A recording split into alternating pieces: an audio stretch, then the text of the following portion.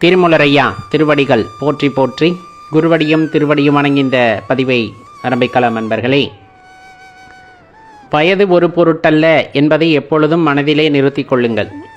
இறை வழிபாட்டை செய்வதற்கோ இறைவன் திருவடியை தேடுவதற்கோ வயது எப்பொழுதுமே ஒரு பொருட்டல்ல. இளமை உள்ள போதே இறைவனை தேட ஆரம்பித்து விட வேண்டும் என்பதை நன்கு உணர்ந்து கொள்ள வேண்டும். 50 வயசு 60 வயசில் ஆன்மீகத்திற்கு ஈர்க்கப்படுகின்றோம், ஆன்மீகத்தின் பால் அப்படின்னா பல அனுபவங்களை பெற்று எல்லாமே நிலையாமை அப்படிங்கிறது தெரிந்து கொண்டு எது நிலையான தன்மை என்பதை உணரக்கூடிய தன்மையானது ஒரு 40-50 வயதிற்கு மேலே கொஞ்சம் கொஞ்சமாக வந்துவிடும். உறவுகள் இருந்தாலும் எந்த உறவுகளும் நம்மோடு வரப்போவதில்லை என்பதை நாம் உள்ளார உணர்ந்து கொள்ளும் பொழுது உண்மையாகவே நமக்கும் ஏதோ ஒரு ஆற்றலுக்கும் ஒரு தொடர்பு இருக்கும் அல்லவா, நம்முடனே இருக்கக்கூடிய ஆற்றல் அது யாது என்பதை பற்றி ரொம்ப ஆழமாக சிந்திக்கும் பொழுது அந்த இடத்தில் இருப்பது அந்த இயற்கை அல்லது இறைவன் அப்படிங்கிற ஒரு பந்தம் மட்டுமே. அந்த பந்தத்துக்கு மட்டும்தான் எப்பொழுதுமே நாம் தலைவணங்க வேண்டும் என்கின்ற எண்ணமும் கூட அந்த வயதிலே வந்துவிடுவதன் காரணமாக தான் பெரும்பாலும் ஒரு 50 வயதிற்கு மேல் எல்லாருமே கோவில் குளம் ஆன்மீகம் அந்த மாதிரி பொதுவாக இப்போ இருக்க தலைமுறைகள் செல்கிறார்கள்.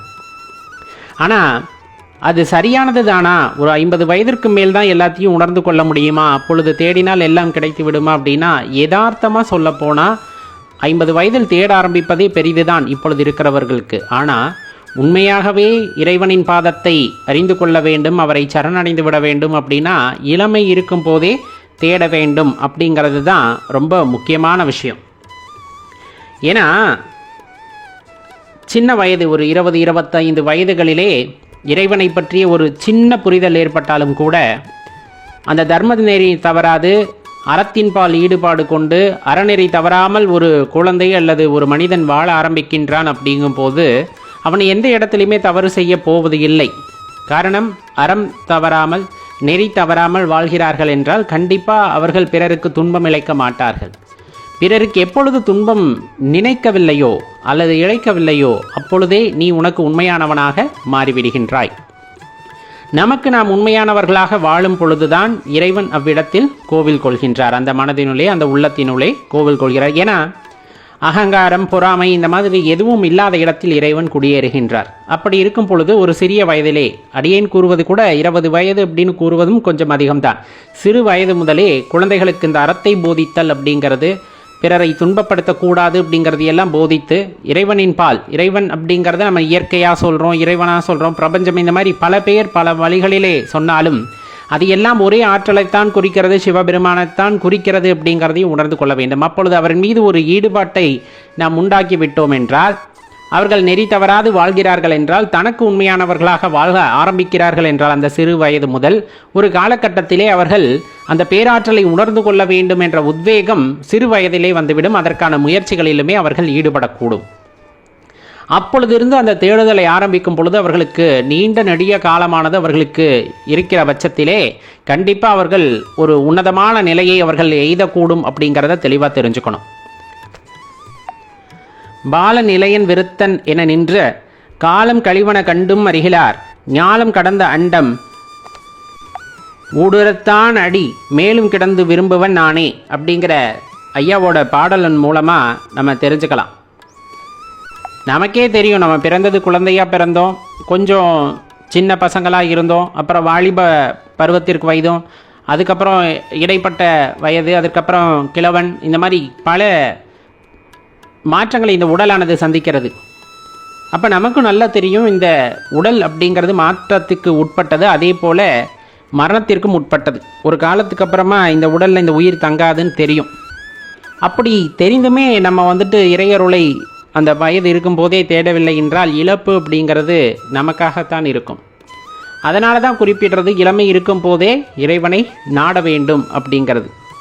ஏன்னா சின்ன வயசுலேயே நம்ம இறைவனை நாடி செல்கின்றோம் அப்படின்னா நம்மை நாடி செல்கின்றோம், அவ்வளோதான். இறைவனை நாடி செல்தல் அப்படின்னா எங்கோ இருக்கிற இறைவனை அல்ல, நம்முள் இருக்கின்ற இறைவனை நம்மை நாம் இனம் கண்டு கொள்ளும் பொழுது கண்டிப்பாக அந்த வாழ்க்கையிலே ஒரு அமைதி, ஒரு ஆனந்தம் அப்படிங்கிறது எப்பொழுதுமே இருக்கும். அதில் எந்த சந்தேகமும் நம்ம கொள்ளவே வேண்டாம். சின்ன வயசில் நம்ம ஏற்றுகின்ற அல்லது ஏற்படுத்துகின்ற இந்த ஒரு தாக்கம் அப்படிங்கிறது மனித குலத்திற்கே அது பெரும் ஒரு வரமாக அமைந்துவிடும். அந்த ஒரு குழந்தை நெறி தவறாமல் வாழ்கிறது, இறைவனை சரணடைந்து வாழ்கிறது என்றால் ஒவ்வொரு குழந்தையும் அவ்வாறே இருக்கிறது அப்படின்னா இந்த உலகமே சுபிக்ஷமாக இருக்கும். இன்றைக்கி இருக்கக்கூடிய இந்த போட்டி, பொறாமை, வஞ்சகம், நாடு பிடிக்கிறது, மற்ற மனுஷங்களோட உயிரை மதிக்காமல் இருக்கிறது, அதுவும் உயிர் தானே அப்படிங்கிற ஒரு எண்ணம் ஏற்படாமல் இருக்கிறது, இந்த மாதிரி எண்ணம் எதுவுமே அந்த குழந்தையின் மனதிலே வரவே வராது. இறைவன் ஒருவனை அப்படிங்கிற தாற்பயம், அவன் எல்லோருக்கும் பொதுவானவர் அப்படிங்கிற தாற்பயம், அது எப்படிப்பட்ட மந்திரத்தை சொன்னாலும் எந்த நாமத்தை சொன்னாலும் அந்த நாமங்கள் அந்த மந்திரங்கள் யாவும் சென்றடைவது ஓர் இறைவனை அப்படிங்கிறத உணர்ந்து கொண்டா அந்த பாகுபாடு இல்லாமல் வளர்ந்தோம் அப்படின்னா கண்டிப்பாக இந்த மாதிரி பிரச்சனைகள் எதுவுமே ஏற்படாது. அதனால தான் அந்த குழந்தை பருவத்திலிருந்தே இறைவன் மீது ஒரு நாட்டத்தை ஏற்படுத்திவிட வேண்டும். அவர்கள் வாலிப பருவம் எய்தினாலும் கிளப்பருவம் எய்தினாலும் அந்த தன்மையானது மாறப்போவதில்லை. சிறு வயதிலே ஏற்பட்ட அந்த மாற்றம் அப்படிங்கிறது அவர்களுக்கு எப்பொழுதுமே மாறாது. அவர்களின் தேடுதல் இன்னும் அதிகமாகும். யாருக்கு எவ்வளவு காலம் அப்படின்லாம் யாரும் எழுதியெல்லாம் வைக்கலை. இப்போ 60 வயசுக்கு மேலே உத்தரவாதம் இல்லையானா அவங்க 100 வயசு வரலும் கூட இருக்கலாம். அந்த மீதி 40 வருஷமாக அவங்க தேடுதலை தொடரலாம்.